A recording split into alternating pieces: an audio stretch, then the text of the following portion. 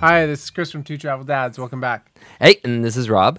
And today we have a special guest with us. She is one of our bestest friends in the whole wide world and somebody we like trips with. Everything from camping to hiking, beach houses. We did a yoga retreat together that was awesome. It was fun. We need to do that again. Absolutely. But yeah, so this is Kelly. She Hey. is also our favorite LMP on Earth and has an awesome studio that she works out of in White Salmon, Washington. So that's down in the Columbia River Gorge. So beautiful there. It is absolutely gorgeous. And that gorgeous, Hey. and the gorge is kind of the gateway to Eastern Oregon. And that's what we're talking about today. We're talking about the Painted Hills down in Eastern Oregon. Had you heard of the Painted Hills before we went? I had, because I worked in wine for a while, and so it was always brought up as far as a destination for Oregon wine travel. Excellent. I can't wait to talk about that. What about you? Had you heard about the Painted Hills before we went there? I heard about it. I did not see any pictures of it like I heard about Secaucus Painted Hills. So was it a surprise when we got there and you saw what it was? No, because I know about Google, so I decided to whatever. actually do some research. And I looked, I'm like, oh, that looks like a really great place to go see. Let's go see it. But it's totally different in person than it is. It was a delightful surprise. Yeah.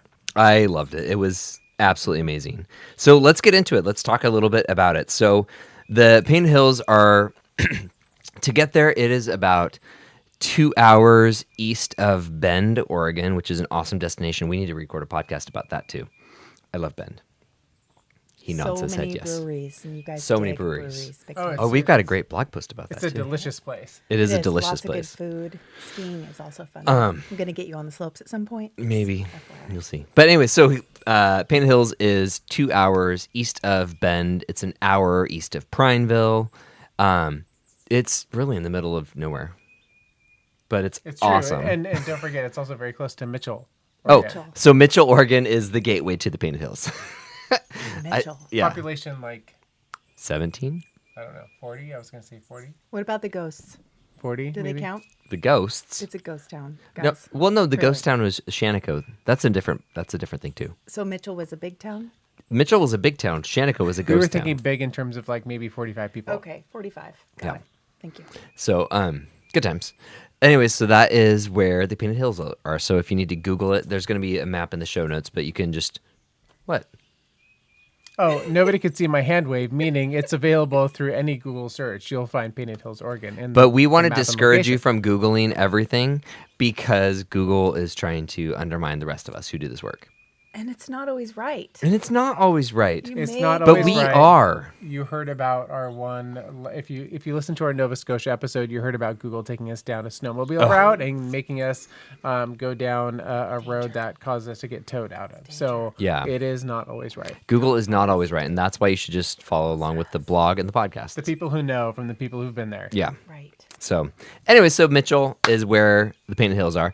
It is it's actually part of a National Park Service site. So it's part of John Day Fossil Beds National Monument. We'll record another podcast about the rest of the monument, but we're going to just talk about Painted Hills today.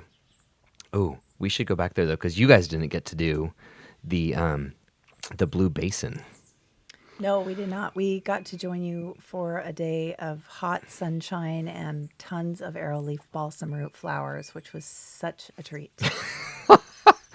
That's true. But yeah, good times. It's really hot that day. Yeah, it was amazing.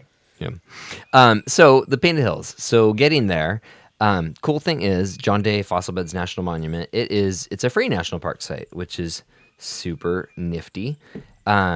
The first place that you would stop is going to be the Painted Hills Overlook, which it's basically when you think of the Painted Hills, how would you describe it? Would you describe it as like a big, huge wedding cake? Would you describe? I can't even Sorry, speak. what? How would you describe? You guys don't have to be here. I can talk about this on my own. You Way more could. fun with all of us. I describe it as multiple layers of Jello. See, Okay, that's yeah, why I'm I can asking. see that. Yeah. I can see that. Like church Jello, like ambrosia, or like Jello, like retirement no, maybe center. like cherry, lime. Banana. There you go. There you go. Yeah. Love artificial Yeah. banana. Yeah. Don't lie. And then kind of repeat those colors. I think. It is. It's like a bunch of. What would be a tan Jello? Jello, maybe caramel. Okay, that's Toffee? good. Yeah, or dulce de leche. I think that could be Dulce another de layer. I don't. Okay, Are another those actually favorite. types of Jello? It doesn't Who matter. knows? Okay. Maybe pudding.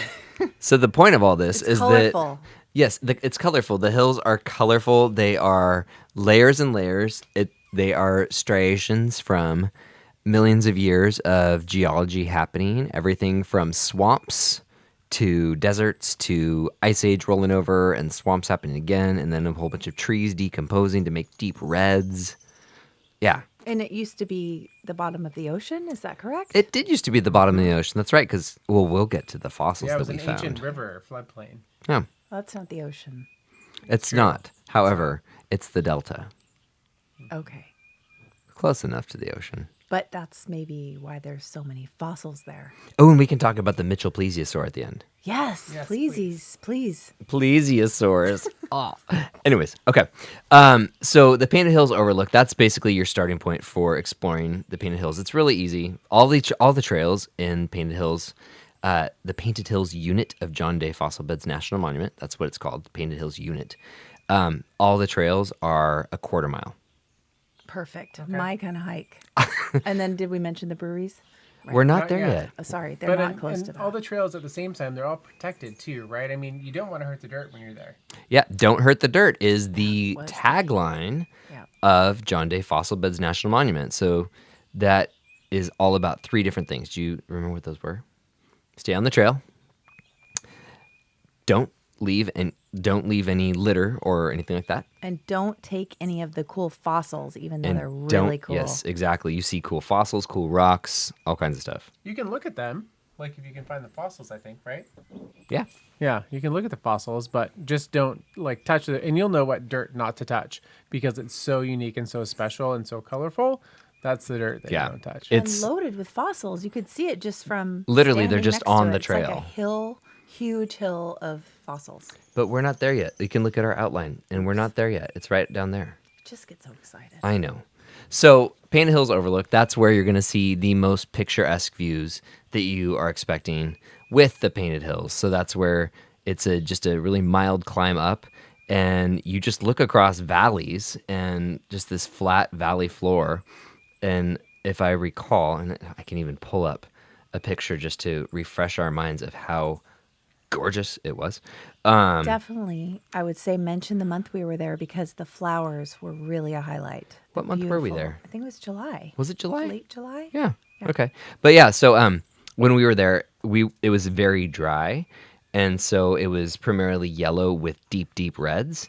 One of the things that makes the Painted Hills really cool is when it rains, the colors of the hills completely change, and so they go from like yellow and red to orange and like blood red. And it's just a totally different place. So something else to kind of watch for and look forward to. If you see rain in your forecast for when you're going to visit the Painted Hills, that's fine. Don't worry about it. Just Be excited. yeah, totally. Regardless, it's going to be a Martian terrain that you see anyway. Yeah. And if you're a painter at all, definitely bring your painting supplies. It's very inspired. It's a very inspiring place to sit Yeah. down and take in like you would as a painter. Yeah, and so just kind of a side tip, something that National Park Service does is they do artist in residence programs in all the different national parks, including John Day Fossil Beds National Monument. And their artist in residence can really vary from painters to photographers to there was actually this fall an amazing textile artist who was working there, and she was actually she was recreating the lifelike textile sculptures of the many different fossils that they found there. It's really cool. Interesting. I'll put a link in the show notes to her work because I think she is amazing. She was recreating the fossil textures? Is that what you No, said? so recreating, so there's all these different fossils that they find at the Painted Hills and the Blue Basin, the whole area.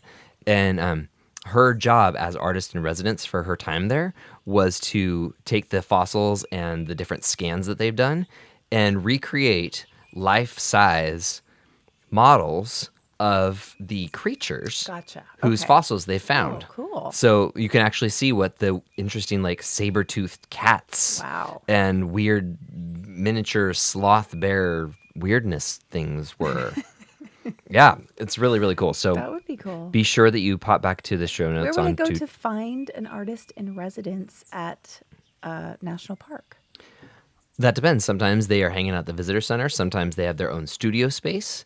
You can always check on the National Park Service website to get a list of current artists in residence. Sometimes they rotate through and there's a gap between them, and sometimes they stack up and overlap. Like places like Yellowstone and Yosemite always have Oh, one. I'm sure. Yeah. Yeah. What a dream job. Yeah, I know. Seriously. Yeah, that would Super be cool. awesome. I feel like we could set up a podcast station there, and we could be artists in residence sometime.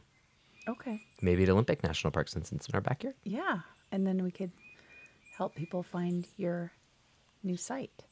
It's true. Travel Olympic Peninsula. That's really helpful for traveling the Olympic Peninsula. That's true. There's Sounds a lot really of Great I'm just job wondering where you cross eat promoting.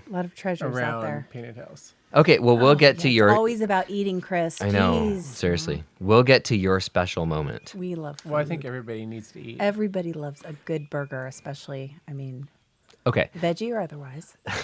so we're gonna move on from the Overlook area. There's some pictures for you on the site. It's absolutely gorgeous. But the next spot was the Painted Cove Trail, and it's a boardwalk trail, and I think that it was even more dramatic and bizarre than the overlooks as we were there and experiencing it. I mean, the colors were just. I mean, I think the purple hillsides were the strangest. The lavender. yeah. Lavender. I was going to say that's the word that was coming to mind too. Do you remember what made the hillsides lavender? No. It was a small creature that had died there. It was not krill or shrimp that No. flamingos eat. Fossil. So, in the Painted Cove area, I don't remember. you get the juxtaposition Good word. Yeah. of there's a really beautiful blue lake, and then It's we've not a got patina though. it's not. Oh my gosh! Don't start with that.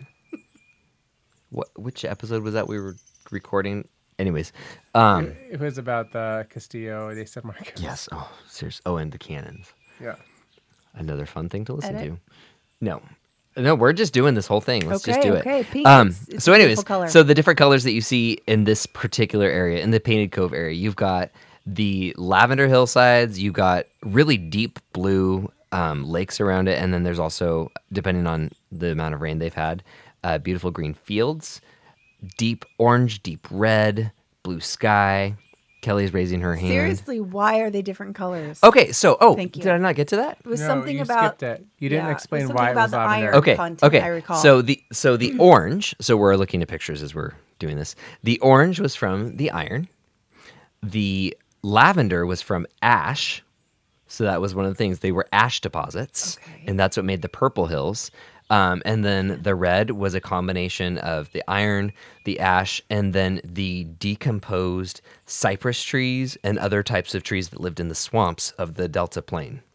Interesting. Yeah, so that's why you get, because basically all of the deposits and their concentration in these big piles were, as you know, earth was moving and weather was moving stuff, they would just sit and they'd kind of sort out the way that silt and everything does. Interesting. Yeah, so that's Yeah. why you get just this one spot where you get a viewpoint of 15 different, distinctly different colors, That's really fascinating. which is amazing. So the Painted Cove Trail is the best spot to really see it all right next to each other, which I loved it, and it's really magical.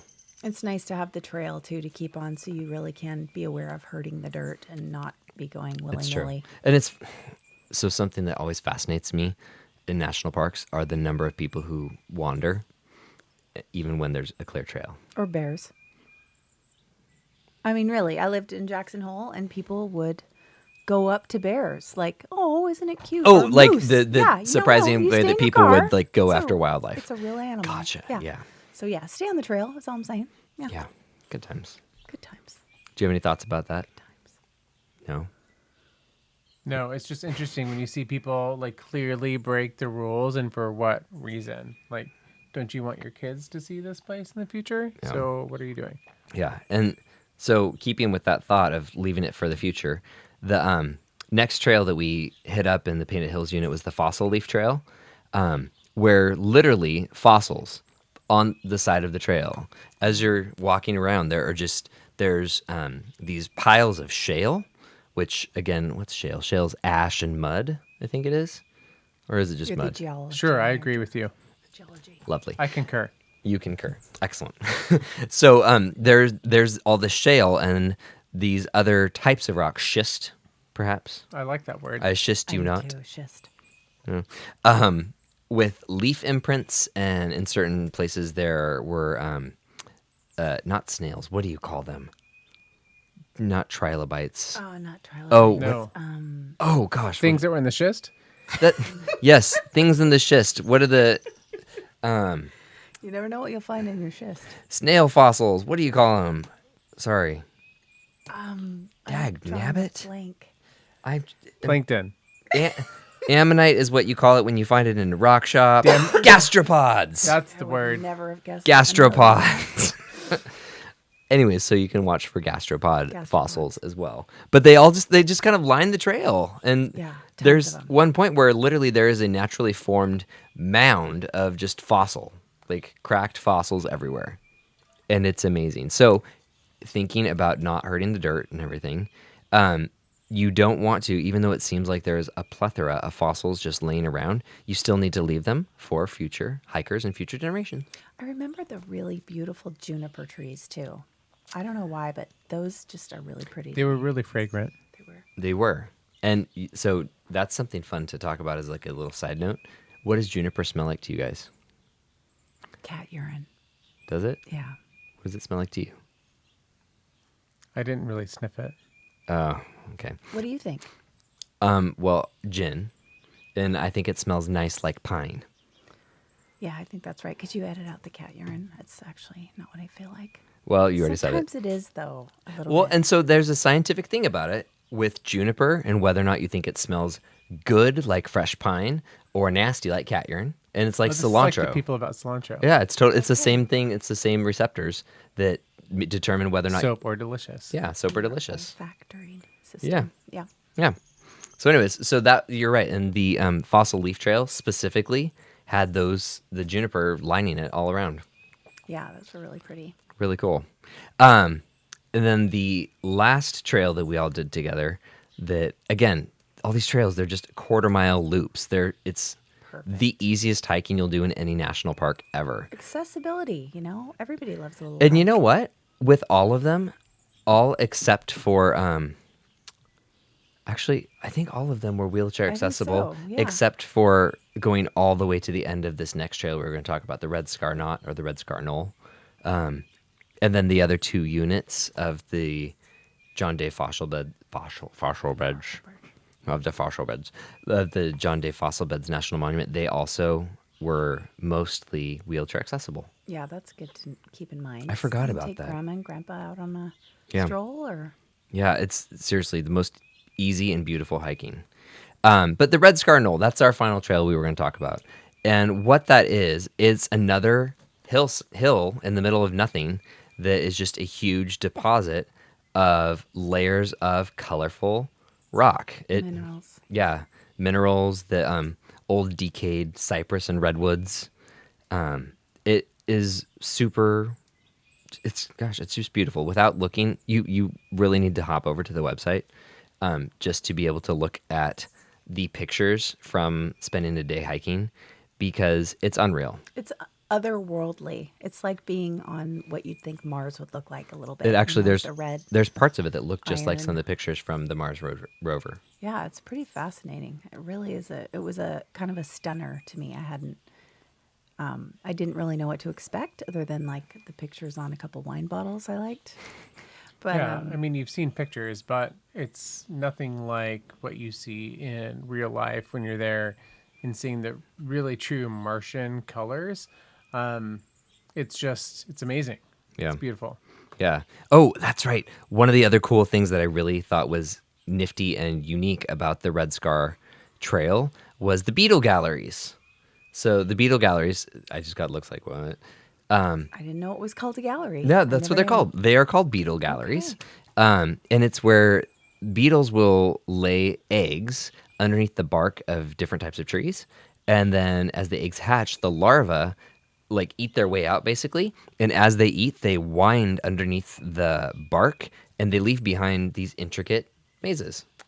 Lovely. And those are called beetle galleries. I did not know that. And Thank you. the Red Scar Trail in Painted Hills has them all lining the good portion of it at eye level. So you don't even have to try to look for them. As long as you keep your eyes open, you'll just see them. There you Beetle go. galleries, Chris. Well, I have to rewind for a moment to beetle galleries. But I Yeah. was thinking, did we really give enough credit to the Blue Basin? I don't feel like we really talked about what made that area unique, did we? Because that's a different podcast episode. Okay. Well, we'll give you some cautionary tips as you visit the Blue Basin. So now you have to tune in to listen to our episode about the rest of John Day Fossil Beds National Monument. We're going to talk about the Blue Basin. We're going to talk about the Clarno unit, or the Claro unit, and then what? That was the other hike that we did that had fossils all over it. The fact that it's called a unit also makes me think it's like Martian, you know? Well, it's because the Overs national and park is units. broken up into 3 big sections. Okay. Unit 1, 2, and 3? The Painted Hills unit, the Clarno unit, and the Blue Basin unit. Or the Sheep Rock unit is what it's called, Sheep Rock. But we'll still talk about Blue Basin tomorrow. Yes, we'll still talk about Blue Basin. Don't worry. Clearly, it's something that's super cool, and you're going to have to tune in for because it's absolutely beautiful. But moving along from there, so that is the gist of the hiking there at Painted Hills. But I know you really want to talk about food, but before we dig into food, I wanted to just say real quick, talk about where we stayed, because we all got to stay there together, and it was one of the most special random places that we have ever stayed. Got a link to it in the show notes. Do you remember what it was called? Painted Hills House? The Painted Hills Cottages. Thank you. God. Yeah. So it's actually there's a house, and then there are a couple detached cottages, and there's lots of outdoor space, but it's something you can rent through VRBO if you like, or you can just contact them directly. It's amazing. You can just rent out the upstairs, and it sleeps anywhere from 4 to 8 people upstairs. There's a whole kitchen and dining room, and then the downstairs area has additional, actually almost like dormitory space. There was probably at least room for at least 15 more people I was down thinking like there. 10 Yeah. to Yeah. 15. Yeah, and you can rent it if you want to just like have a family reunion or something. The whole space is available to rent. It's incredible. There's lots of the house itself has like 3 bathrooms, and the outdoor space is, I think, my favorite part of it, because you've got this wonderful deck that looks out over the town of Mitchell. We sat out there watching the sunset. We watched the stars. We did some astrophotography. Yeah, that was really pretty. And the little yoga Lit- meditation room, yeah. that was really nice. Little yoga studio. There's great art. It's super colorful because, I mean, it's the Painted Hills. You have to be colorful. It's really pretty. It's like funky, hippie, Yeah. cool. I Yeah, really so liked it. there's our plug for the amazing place we stayed, and our host was the coolest lady. So, but Great books too. Huh? Lining the walls, all kinds. oh my of gosh, great there were books. tons of books and Yeah. games too. Yeah, that was fun. But Chris wants to talk about food. Well, it was a great location because it was walking distance to Tigertown Brewery, which had really great food and really great beer, and they're known for their chicken wings there too as well. So you can get like the standard like tiger wings, which are the traditional buffalo style, or get like atomic ones, which are like really hot. But they've got also really good tots, just really good food there. Sandwiches, different entrees, like a rice bowl, fish and chips. They also do vegetarian items too as well. So really good food that's nice and local, and it's always good to know that you're supporting local business. So they've got a detached food truck that is basically their food kitchen that they do all the cooking out of, and it was great because we went there actually a couple times. We were there for 4 nights, and we Let's ate be there honest. twice. Are there any other choices? Yeah, there was 2 other choices in Okay. that little teeny tiny town. Yeah, it was tiny. But yeah, no, we went back to Tigertown because it was great after the first night, and why mess with a good thing? Yeah, no, I agree. And they also they make their own beer because they're a brewery, and they don't distribute it beyond right there really. So we had some really interesting. I had a blueberry wheat ale that was really unique. I had the strangest ginger. I think it was, what was it? Ginger jasmine. That's what I was just trying to remember, and I was trying to find it. It was a ginger beer of some kinds. It was a ginger IPA, And I thought it was delicious. You didn't prefer it that much, but I thought it was know, really yeah. good. I got it there the second night. It was we were one of those there. things where I had to drink it because I ordered it, and I was like, "This is so unique. I can't make an opinion until I'm done with the cup." But yeah, but then they also had like good standard beers like lagers and stuff too. So, but yeah. Any other? Sounds delicious. It was delicious. Oh, did you not eat there with us? No, remember we had to leave early. Oh, that's That right. was a bummer. Next time. Yeah, it I'll was have to go their. back. Sorry, it was their ginger hop ale. Yeah. And that was the name of it. And so maybe if you end up going there, listeners, you'll have a chance to give it a try. I thought it was delicious. Bob thought it was unique. So you can try it and share your own thoughts. Yeah. Do you have any kind of closing thoughts about the Painted Hills? Any good tips for visiting? Oh my gosh, I don't know how I didn't say this. So within the Painted Hills unit, there are no facilities such as potable water or Very important. or bathrooms. There is one bathroom station at the very, very beginning when you first get to the first dirt road. So make sure that you have prepared yourself for that, whether that means that you don't pee at all or what. Solution, I suppose. That's a good solution. But I mean, those hiking trails are short. You're not going to be spending all day there. It's a great place where you can visit in the morning, get one light, come back in the late afternoon, get a totally different experience. But definitely you want to make sure you bring enough water for everybody in your group, as well as snacks that you pack out as well as pack in, because there are not trash bins for you. So it's a very self-contained site, and you need to be responsible. Our drive there from the Columbia River Gorge, literally, and I think this was mid-July, we saw 3 cars. Oh, really? So yeah. I'm not sure what the number road was, but it's a beautiful drive. It's 2-lane.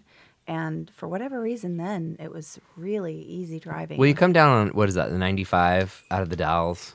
97. 97. Yeah. It's the 97 Okay. that goes down from the Dalles towards Bend, and then you pop over at Prineville. And it's there's some zigzagginess to it, but it's a pretty easy drive. If you're coming from Portland, it's just 84, the interstate, until you get to the 97. And if you're coming from the Seattle area, it's I-5 to 84 to the 97. So, yeah, pretty simple. Yeah, it was very beautiful. And it was started to rain as we were headed back, and you could watch the mountains change as Yeah. you drove by them. It was really beautiful right at sunset. Yeah, that's so awesome. plan to be driving at sunset, and you get that extra treat of seeing the Yeah. sunset on the hills is beautiful. Yeah, and when we record the rest of our episodes about John Day Fossil Beds National Monument, we'll talk about some of the other cool stuff like Prineville and the Shaniko Ghost Town and stuff like that. So, cool. Hun, do you have any other thoughts? Good to go? All my other thoughts are about the next episode. So Okay. Well, then, hang tight. You can download another episode after this if you want. Otherwise, thanks for being here, Kelly. I know you were so excited to get to record a podcast with us. Totally. I want to come back. Yeah. And, yeah. Oh, what? You were going to say something else. nope, I was getting ready to say bye. Okay. Say goodbye. Bye. Bye. We'll talk to you later. Two Travel Dads podcast is written by Rob and Chris Taylor and produced by Rob Taylor in Suquamish, Washington. If you would like to be a guest on the Two Travel Dads podcast or would like to sponsor it, go ahead and visit us at bit.ly/2TDwork.